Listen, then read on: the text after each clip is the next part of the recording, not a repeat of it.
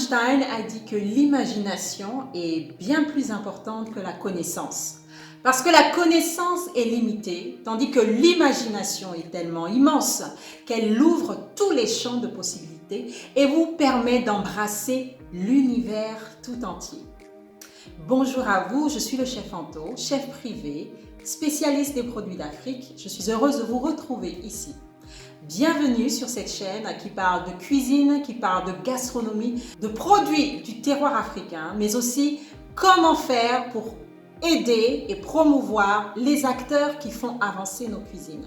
Si vous êtes nouveau par ici, je vous souhaite la bienvenue et si cette thématique vous intéresse, n'hésitez pas à vous abonner à la chaîne en cliquant tout simplement sur la petite cloche en dessous de la vidéo et à activer les notifications afin d'être averti chaque fois que je publierai une vidéo, c'est-à-dire 2 fois par semaine, le lundi et le vendredi à 11 h.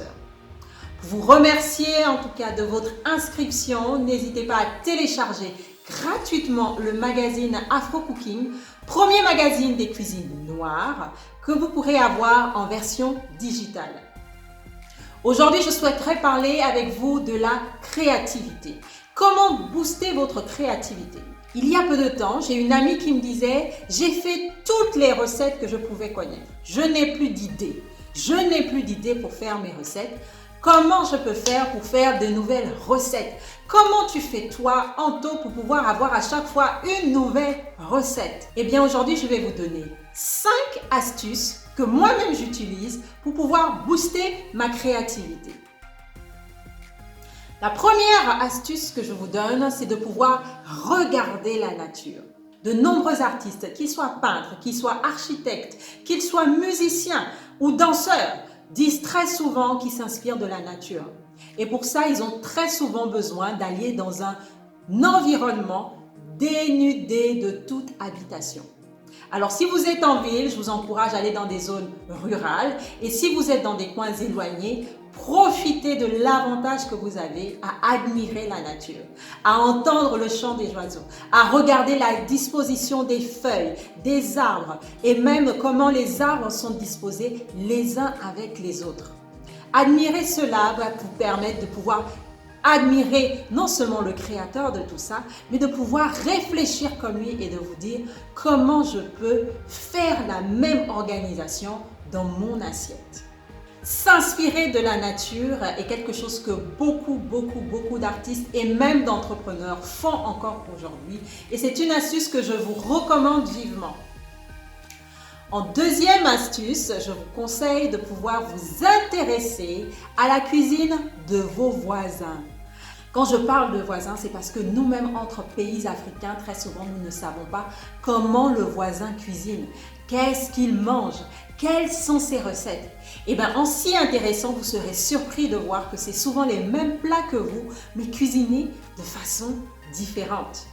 C'est le cas du manioc. Lorsqu'on voit le manioc, le pain de manioc qu'on appelle chikwang au Congo, et qu'on voit que c'est tout petit et gros, mais quand on va au Cameroun, on a plutôt le bobolo, qui est plutôt de forme moyenne et recourbée.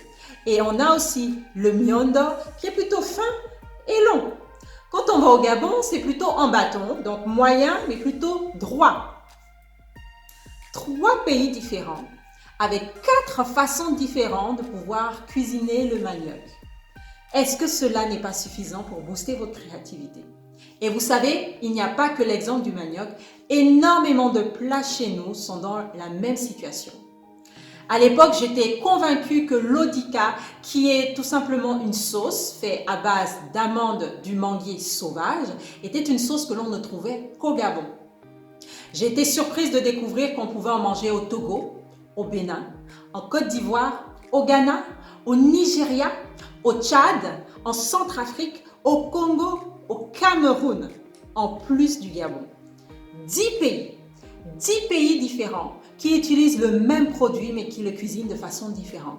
Cela veut dire que si vous vous intéressez à ce que vos voisins mangent, eh bien vous gagnerez en créativité parce que vous pourrez cuisiner. Par exemple, aujourd'hui on va faire les feuilles de manioc à la gabonaise. Demain, ce sera les feuilles de manioc à la camerounaise. Et après-demain, les feuilles de manioc à la sénégalaise. Et pourquoi pas, dans quelques jours, faire les feuilles de manioc à la malgache. Des pays différents qui, à partir d'un même plat, le cuisinent de plusieurs façons différentes.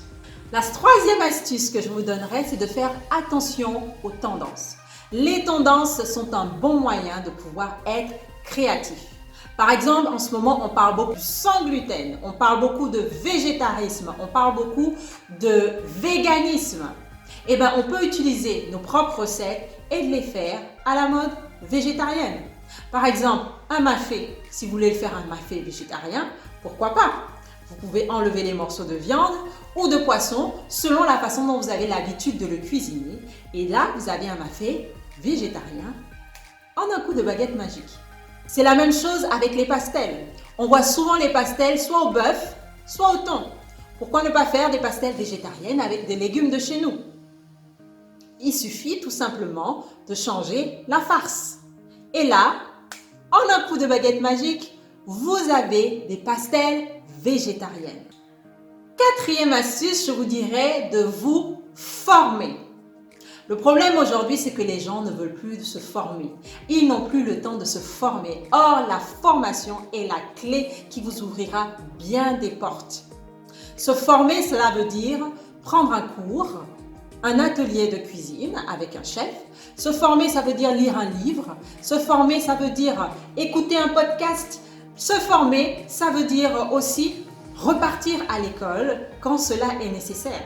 Pourquoi? Parce que cela va vous faire gagner du temps et vous allez comprendre quels sont les codes que vous devez respecter pour pouvoir avoir un certain résultat. Le problème aujourd'hui, c'est que nous avons beaucoup d'autodidactes. Des autodidactes très talentueux, mais parce qu'ils sont talentueux, se disent que cela suffit. Vous savez, le talent est bien, mais finir sa vie autodidacte n'est pas une bonne chose. Parce qu'à un moment donné, vous allez atteindre un plafond de verre qui ne pourra être percé que par la formation. La formation vous permettra de gagner du temps.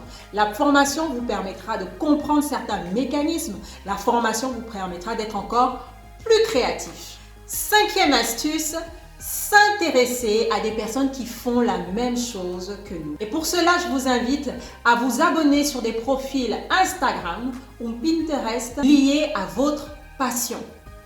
Pour ma part, je suis abonnée à plusieurs profils de chefs qui cuisinent d'une façon qui me plaît énormément. Et donc, ce que je fais tous les jours, c'est quand j'ouvre mon application Instagram, je vois dans mon feed toutes leurs publications de plats. Et le fait de regarder les photos de ces plats me permet moi de réfléchir et de me dire comment je peux faire la même chose mais en utilisant tel et tel produit. C'est une façon aussi de booster sa créativité. J'espère en tout cas que cette vidéo vous a plu. N'hésitez pas à la liker et à la partager. Dites-moi en commentaire comment vous faites, vous, pour pouvoir booster votre créativité. Quelles sont les astuces que vous utilisez? C'était Anto pour vous servir. Je vous dis à très bientôt pour une nouvelle vidéo. Au revoir.